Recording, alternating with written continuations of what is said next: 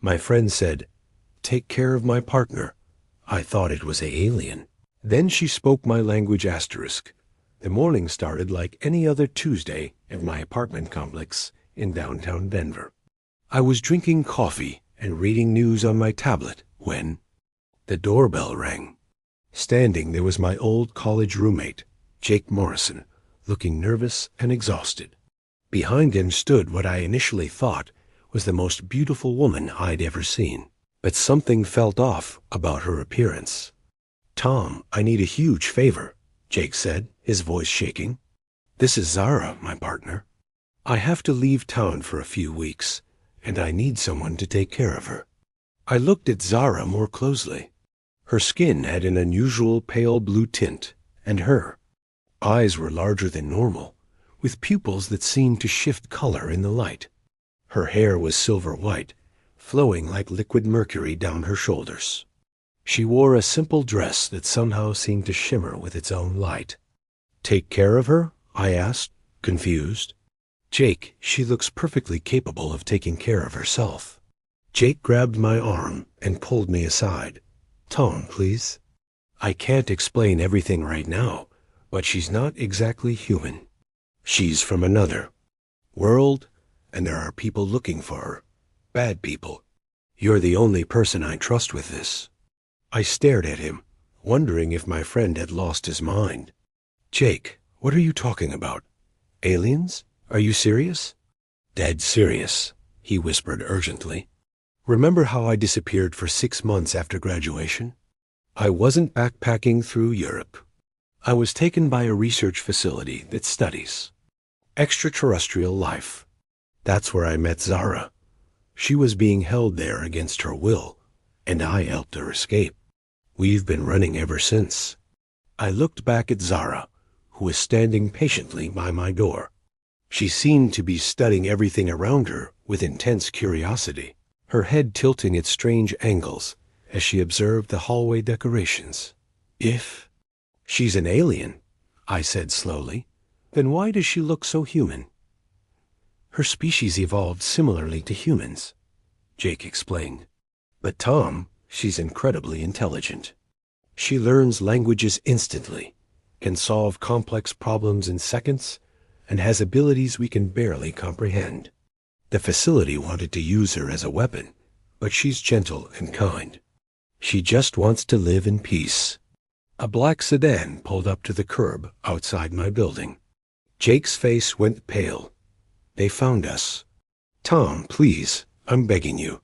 Hide her, protect her, and whatever you do, don't let them take her back to that place." Before I could respond, Jake was running toward the back exit. 3 men in dark suits entered the building lobby, moving with military precision. I quickly pulled Zara into my apartment and locked the door. "Who are those men?" I asked her, to my surprise. She answered in perfect English with a slight accent I couldn't place. "They are the ones who kept me in a cage for 3 years. They study my people, experiment on us, and use our abilities for their own purposes." "You can speak English?" "I can speak any language after hearing it for a few minutes," she said, her voice musical and calming. "Your friend Jake taught me about human kindness. He showed me that not all humans are like the ones who captured me." Heavy footsteps echoed in the hallway outside my door. Someone knocked forcefully. "Federal agents, open up." Zara's eyes widened with fear. "Please don't let them take me back. I would rather die than return to that place." Looking into her eyes, I saw something that convinced me Jake was telling the truth. There was an intelligence there that seemed ancient and wise, but also vulnerable and afraid. Whatever she was, wherever she came from, she was a person, not a thing to be studied or used. "Hide in my bedroom closet," I whispered. "I'll handle this." As she disappeared into the back room, I took a deep breath and opened the door, knowing that my life was about to change forever. 3 men in identical black suits stood in my doorway, their faces expressionless and cold. The leader, a tall man with gray hair and steel blue eyes, showed me a badge that read, Department of Extraterrestrial Affairs. Agent Richardson, he said curtly. We're looking for a missing person who was last seen entering this building with Jake Morrison. We have reason to believe she's extremely dangerous. I haven't seen Jake in months, I lied, trying to keep my voice steady. And I certainly haven't seen any dangerous women around here. Agent Richardson pushed past me into my apartment, followed by his two companions. They began searching through my belongings with practiced efficiency, overturning cushions and checking. Behind furniture. Mr. Henderson, Richardson said, reading from a tablet. According to our records, you and Jake Morrison were roommates at Colorado State University. You maintained contact after graduation. We find it hard to believe you haven't seen him recently. Believe what you want, I said, crossing my arms, but I'm telling you the truth. One of the other agents, a shorter man with a scar across his cheek, approached me. The subject we're looking for is extremely valuable to national security. Anyone harboring her could be charged with treason. What makes her so dangerous? I asked, genuinely curious. Richardson's eyes narrowed. That's classified. But I can tell you that she has abilities that could destabilize entire governments if they fell into the wrong hands. She's not human, Mr. Henderson. She's a weapon disguised as a person. I thought about Zara's gentle voice and frightened eyes. She didn't seem like a weapon to me. You admit you've seen her? Richardson stepped closer, his voice becoming threatening. I'm speaking hypothetically, I said quickly. But if someone like that existed, maybe she's not the dangerous one. Maybe the people who want to lock her up and experiment on her are the real threat. The agent with the scar grabbed my arm roughly. Listen here, smart guy. You have no idea what you're dealing with. This creature has killed before. In self-defense, I said, surprising myself with my certainty. I bet she was protecting herself from people like you. Richardson signaled to his men, and they stopped their search. We'll be watching you, Mr. Henderson. If you make contact with either Morrison or the subject, you're required by law to report it immediately. Failure to do so will result in your arrest and prosecution to the fullest extent of the law. After they left, I waited 10 minutes before calling out to Zara. She emerged from my bedroom closet, her silver hair disheveled and her large eyes filled with tears. They called me a weapon, she said softly. They said I killed people. Did you? I asked, not sure if I wanted to know the answer. She nodded slowly. 2 scientists at the facility. They were hurting a child of my species, a young one who had just arrived. I couldn't watch anymore. I used my abilities to stop them, but I didn't mean to kill them. I just wanted them to stop. What abilities? She held up her hand, and I watched in amazement as the air around her fingers began to shimmer. The water in a glass on my coffee table started to vibrate, then rose slowly into the air, forming perfect spheres that danced around her palm. I can manipulate matter at a molecular level, she explained. My people use these abilities to heal, to create, to build beautiful things. But the humans at the facility wanted to use them for destruction. That's incredible, I breathed, watching the water spheres reform into intricate patterns. Your friend Jake was different, she continued. He was a security guard at the facility, but he had a kind heart.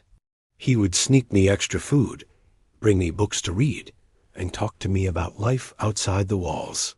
He made me understand that humans could be good. How did you escape? Jake discovered they were planning to dissect me to understand how my abilities worked. He couldn't let that happen.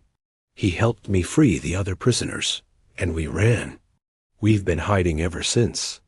But they always find us eventually. I sat down heavily on my couch, trying to process everything I'd learned. So what happens now? Those agents aren't going to give up. I don't know, Zara said, sitting beside me. Jake promised he would find a way to get me off this planet, back to my home. But until then, I have to stay hidden. You can stay here, I said without thinking. I'll protect you.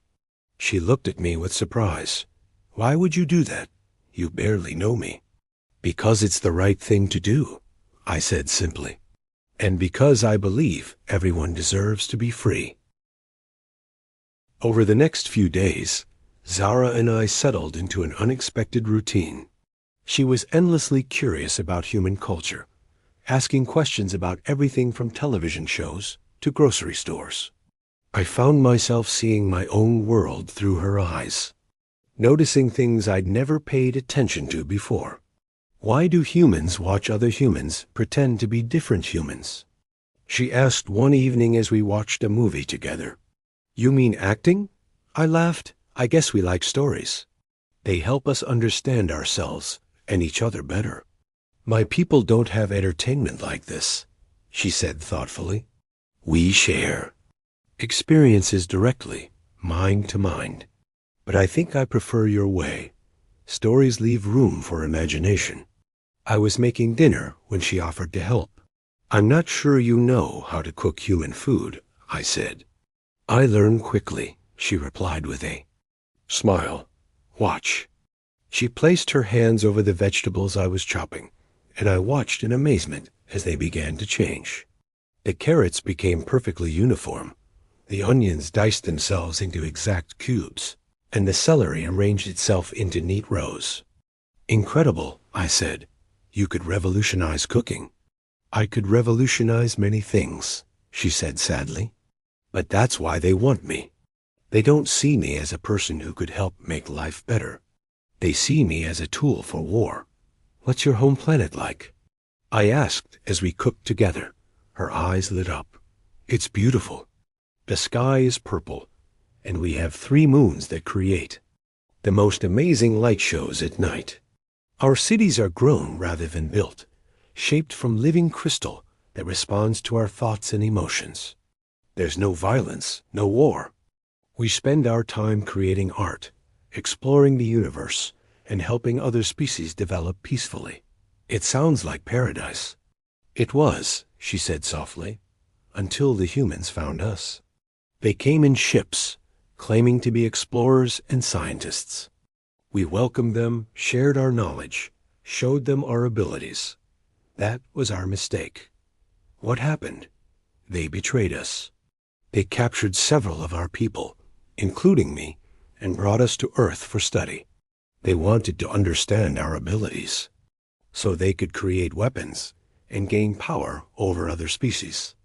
My people tried to rescue us, but the humans had learned to hide us using our own technology. I felt ashamed of my own species. I'm sorry. We're not all like that. I know, she said, touching my arm gently. Jake showed me that. And now you're showing me too. You're giving me hope that humans can be better. That night, I couldn't sleep. I kept thinking about Zara's story and what it meant. If the government was willing to kidnap and experiment on peaceful aliens, what else were they hiding? How many other species had they encountered and exploited? I found Zara standing on my balcony, looking up at the stars. Can you see your home? From here? I asked. No, she said. It's too far away. But I can feel it sometimes, like a whisper in my mind. My people are still looking for me. Maybe Jake will find a way to get you back to them. Maybe, she said, but she didn't sound convinced. Tom, can I ask you something? Of course. Why are you helping me? Really?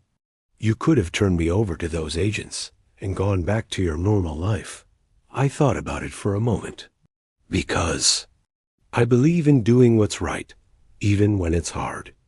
And because I've learned more about myself in these past few days than I did in years before you arrived. What have you learned? That I was living a pretty empty life before you showed up. I had a job, an apartment, a routine, but I wasn't really living. I wasn't connected to anything meaningful. Helping you has given me purpose. She smiled, and for a moment, her alien features seemed to fade, and I saw only the person she was inside. Thank you, Tom. For everything. You don't need to thank me, I said. We're partners in this now. As we stood there looking at the stars, I realized that my life had changed forever. I was no longer just Tom Henderson, office worker. I was someone willing to risk everything to protect an innocent being from those who would use her as a weapon. A week passed peacefully, but I should have known it wouldn't last. I was at work when my phone rang. Jake's name appeared on the screen, and I answered quickly. Tom, thank God. Jake's voice was panicked. They found me. I'm in custody, but I managed to get one phone call. You have to get Zara out of there now. They're coming for her. What happened? I asked, already grabbing my jacket. Someone betrayed us. They knew exactly where to find me. Listen carefully, Tom. There's a safe house in the mountains, about 2 hours north of Denver. Take Highway 34 to mile marker 127 and turn left onto the dirt road. Follow it for 5 miles to an old cabin. The key is hidden under the porch. Steps, the line went dead. I rushed home to find Zara waiting for me, her face pale with worry. They have Jake, I said quickly. We need to leave now. She nodded, gathering the few possessions she'd acquired during her stay. I knew this would happen. I should have left sooner. No, I said firmly. You deserve to feel safe somewhere. This isn't your fault. We made it to my car just as 3 black SUVs turned onto my street. I gunned the engine and sped in the opposite direction, my heart pounding as I watched them surround my apartment, building in the rearview mirror. They're following us, Zara said, looking back at the vehicles pursuing us. Hold on, I said, taking a sharp right turn onto a side street. I drove through the maze of residential neighborhoods, using every shortcut. I knew to lose our pursuers. Tom, Zara said quietly, if they catch us, don't let them take me alive. I can't go back to that place. They're not going to catch us, I said with more confidence than I felt. And I'm not going to let anything happen to you.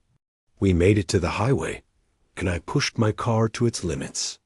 The SUVs appeared in my mirrors, again gaining ground fast. That's when Zara did something that changed everything. She closed her eyes and placed her hands on the dashboard. The air around us began to shimmer, and suddenly our car was moving faster than should have been possible. The engine wasn't working harder, but somehow we were covering distance at an incredible rate. What are you doing? I asked in amazement. Reducing the friction between the tires and the road, she said, her voice strained with concentration, and creating a small gravity field to pull us forward. But I can't maintain this for long. We shot ahead of our pursuers, covering the 2-hour journey to the mountains in just 45 minutes. When we finally reached the dirt road Jake had described, Zara collapsed against the seat, exhausted. Are you okay? I asked, concerned. I'll be fine, she said weakly. Using my abilities like that takes a lot of energy. I just need to rest. The cabin was exactly where Jake had said it would be, a small log structure hidden among the pine trees. I found the key and helped Zara inside. The place was stocked with food, water, and basic supplies. How did Jake know about this place? I asked. He's been planning our escape for months, Zara replied, settling onto the couch. He has friends in the resistance movement, people who believe the government has gone too far with their extraterrestrial programs. There's a resistance movement? More than you might think. Scientists, military personnel, even some government officials who believe that what's being done to my people is wrong. Jake was working with them to find a way to get me home. I made her some tea and sat beside her. So what's the plan now? Jake said if anything happened to him, I should wait here for contact from someone called the Professor. He's supposed to have a way to get me off the planet. And if this professor doesn't show up, Zara looked at me with those large, expressive eyes. Then we'll figure something else out. Together. That night, As we sat by the fireplace, I realized how much my life had changed. A week ago, I was a ordinary guy with a boring job and no real purpose. Now I was a fugitive, hiding an alien refugee from my own government. But for the first time in years, I felt truly alive. Tom, Zara said softly, I need to tell you something. My people, we have a way of bonding with those we trust completely. It's called soul linking. It allows us to share thoughts and emotions. What are you saying? I'm saying that I've come to care about you deeply, more than I've ever cared, about anyone except Jake, and I want to share that bond with you, if you'll let me. I looked into her eyes and saw not an alien, but a person who had chosen to trust me with her life. What would it mean? It would mean that no matter what happens, no matter how far apart we might be, we'll always be connected.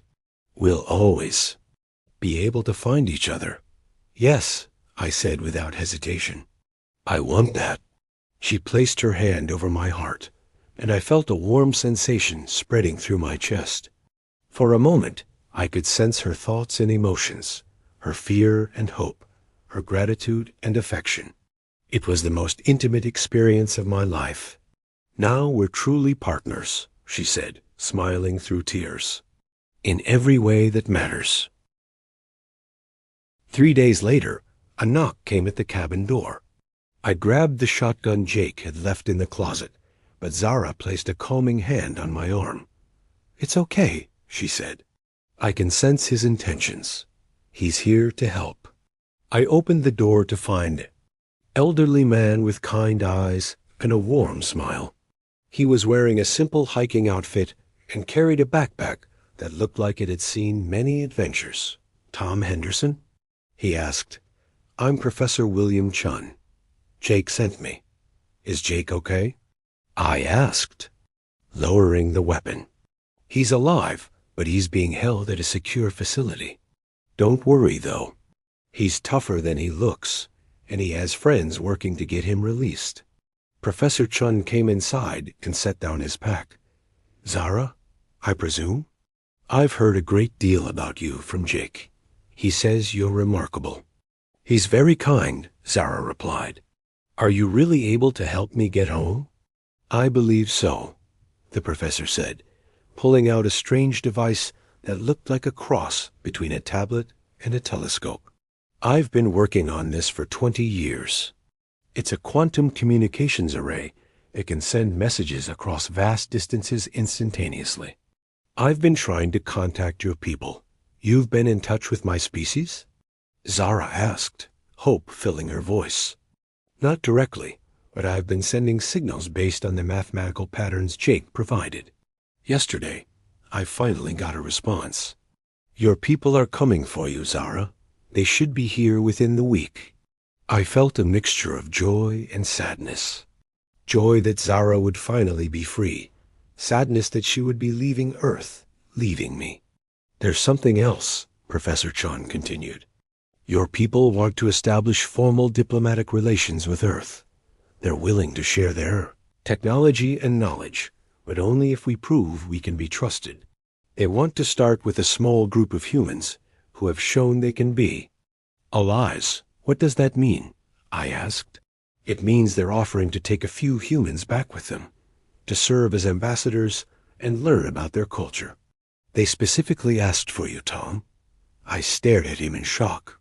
Me? But I'm nobody. Special. I'm just a guy who did the right thing. Sometimes that's exactly what makes someone special, Zara said, taking my hand. Through our bond, my people can sense your character. They know you're trustworthy. But what about my life here? My job, my apartment, my family? Your job will survive without you, Professor Chun said gently. And as for your family, well, Jake mentioned that you don't have many close ties here. This could be the adventure of a lifetime. I looked at Zara, and through our connection, I could feel her excitement and hope. You want me to come with you? More than anything, she said. I want to show you my world, to share with you the beauty and wonder of my people. and I want you to help bridge the gap between our species." "What about Jake?" "Jake will be fine," Professor Chon assured me. "Once diplomatic relations are established, he'll be released and cleared of all charges. He might even be offered a position as a liaison officer." Over the next few days, as we waited for Zara's people to arrive, I found myself imagining what life might be like on her world. A place without war, without violence, where people used their abilities to create, rather than destroy. It sounded like paradise, but more importantly, it sounded like home. The ship arrived on a clear Tuesday morning, appearing in the sky like a silver star. It was beautiful, organic in design, shaped like a giant flower made of living metal. It landed in the meadow behind the cabin with barely a sound. 3 beings emerged, taller than Zara, but with the same graceful features and large, expressive eyes. They spoke to her in a language that sounded like music, and I could feel her joy and relief through our bond. "They're my brother and 2 members of the council," she explained. "They've come to take me home." "And to meet the human who protected our sister," one of them said in perfect English. "Tom Henderson, we are honored to meet you." The formal ceremony was brief but meaningful. They offered me a choice: stay on Earth with their gratitude and a promise of future contact, or come with them to explore the galaxy and help build a bridge between our worlds. "What do you choose?" Zara asked, though I could sense she already knew my answer. "I choose adventure," I said, taking her hand. "I choose to be part of something bigger than myself." "I choose you." As we boarded the ship together, I looked back at Earth one last time.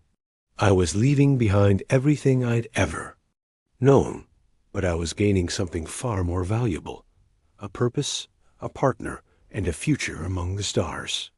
The ship lifted silently into the sky, carrying us toward a new world and a new beginning. Through my bond with Zara, I could feel her happiness and excitement, and I knew that whatever challenges lay ahead, we would face them together. Jake had asked me to take care of his partner, thinking she was just an alien who needed protection. But Zara had become so much more than that. She was my friend, my guide, and my connection to a universe full of wonders I had never imagined. As we left Earth's atmosphere behind, I realized that sometimes the greatest adventures begin with the simplest act of kindness. And sometimes, when you open your heart to help someone else, you discover who you were always meant to be.